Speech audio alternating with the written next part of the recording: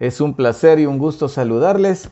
Vamos a dar inicio al tema del día de hoy, que es el accidente cerebrovascular.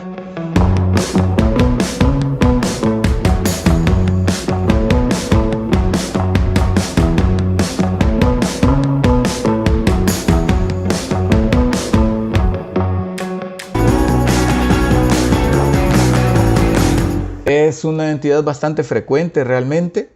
Yo creo que a lo mejor todos ya conocemos a alguno familiar o amigo o conocido que haya sufrido de esta situación tan dura, tan difícil, que deja secuelas. Y de eso es de lo que queremos hablar este día, accidente cerebrovascular.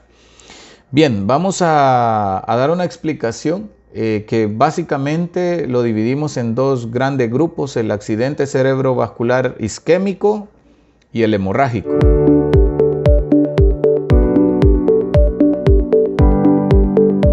Cuando hablamos del accidente cerebrovascular isquémico, pues primeramente vamos a hablar sobre algunas generalidades. Y son, por ejemplo, que es la causa más frecuente de incapacidad que tenemos registrada hasta la fecha, porque genera dificultades para la movilidad de una parte del cuerpo, y eso puede llevar a condiciones difíciles para los pacientes en su desempeño laboral, social, deportivo, etc. ¿De qué trata el accidente cerebrovascular isquémico? Básicamente es un trastorno neurológico funcional de la movilidad que se da en un área focal dada por la interrupción brusca o abrupta del flujo sanguíneo. También es importante decir que no necesariamente es la interrupción completa del flujo sanguíneo la que lleva a un accidente cerebrovascular, sino que puede ser por la interrupción, ya sea parcial, completa, pero parcial, es decir, que se logre restablecer el flujo posteriormente, o que sea dada por una disminución del flujo, pero que este flujo sea insuficiente para llevar el oxígeno y los nutrientes a un terreno específico del cerebro, y eso llevará a algunas complicaciones. Es importante mencionar que de 4 a 10 minutos de interrupción del flujo sanguíneo ya hay muerte cerebral. Es decir, que el tejido puede ser rescatado si es abordado antes de este tiempo. Pero como mencionamos, no siempre se da del 100%. Si la obstrucción es parcial y el riego es disminuido, dependiendo qué tan disminuido y qué tan extenso era el territorio al cual llevaba la sangre esa arteria, puede hacer que tengamos hasta 10, 20, 30 minutos antes de desarrollar una muerte cerebral. ¿Y cuál es la importancia? Si el paciente logra ser atendido y restablecérsele el flujo sanguíneo en el área afectada, puede recuperar gran parte de su movilidad o en algunos casos la totalidad de la movilidad. Así que la atención temprana es un punto muy importante en estos casos.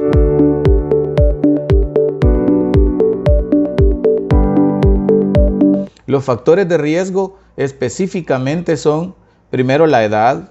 A mayor edad, pues mayor incidencia del problema isquémico, la hipertensión, la diabetes, las dislipidemias no controladas, entre otros factores que tenemos en nuestros pacientes.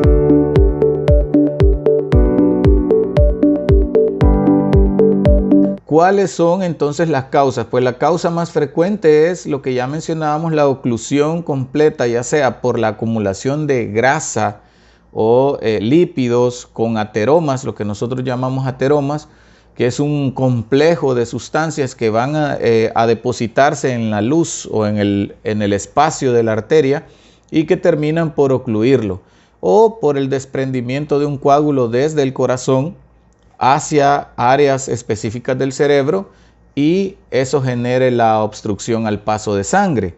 Así como también tenemos por algunos pacientes por problemas del corazón, es decir, arritmias cardíacas, el flujo irregular. Los latidos irregulares generan turbulencias en el flujo, eso genera la formación de coágulos, y esos coágulos detenerse en áreas estrechas de la circulación cerebral. De hecho, sabemos que un coágulo de 4 o 8 milímetros nada más, o sea, muy pequeño, podría enclavarse en la base de la arteria cerebral media y generar infartos masivos con complicaciones bastante severas en la movilidad de nuestros pacientes.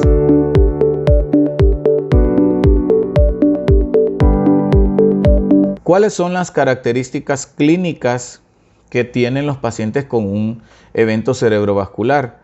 Bueno, característicamente es la anosognosia. ¿Y qué es la anosognosia? Es la incapacidad para determinar que algo malo ha sucedido en ellos. Es decir, generalmente es el familiar el que le dice, mira, tenés pérdida de la movilidad en un lado.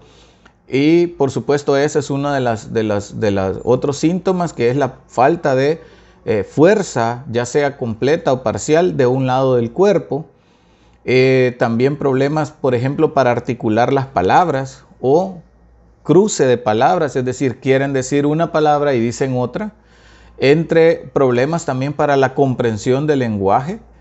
Y algunos pacientes, de acuerdo a cómo se originó, puede haber incluso dolores de cabeza previos, pero en realidad generalmente esto es algo bien abrupto, es decir, no da tantos anuncios, sino que simplemente llega.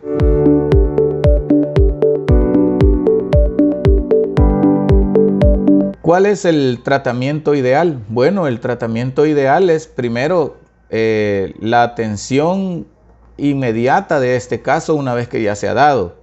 Pero siempre hemos insistido en la prevención. Y si el paciente tiene buenos controles de su presión arterial, buenos controles de su colesterol y triglicéridos, buenos controles de sus niveles de glucosa, realiza ejercicio con regularidad, evita el exceso de alcohol, tabaco, eso puede reducir el riesgo de que sufra un accidente cerebrovascular o derrame, como normalmente lo conocemos.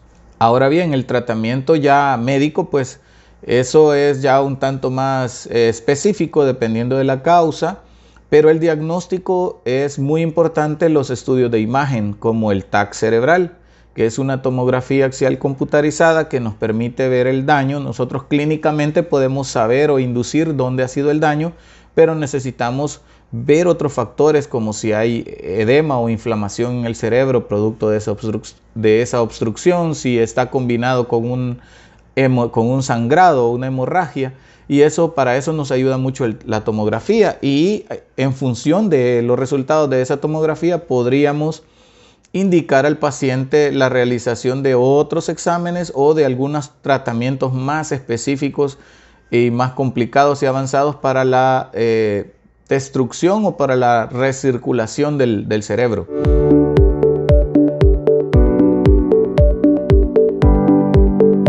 Mientras más rápido consulte es mejor, porque la atención va a ser más rápida, y mientras más rápida es la atención o más rápido se restablezca el flujo sanguíneo, menos daño va a tener el paciente, ya que siempre hay una zona gris, una zona de penumbra en la cual esa podríamos rescatar y los pacientes tener una mejor rehabilitación.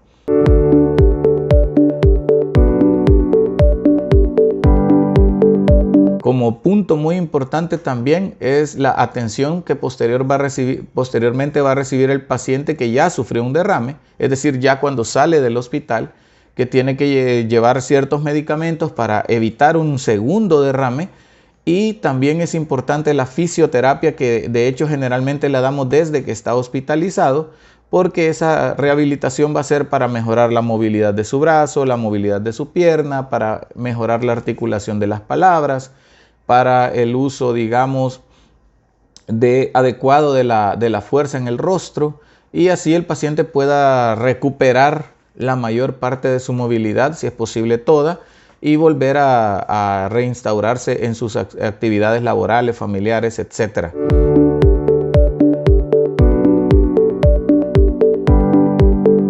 Esto ha sido pues el tema de hoy. Espero les haya gustado, les haya interesado.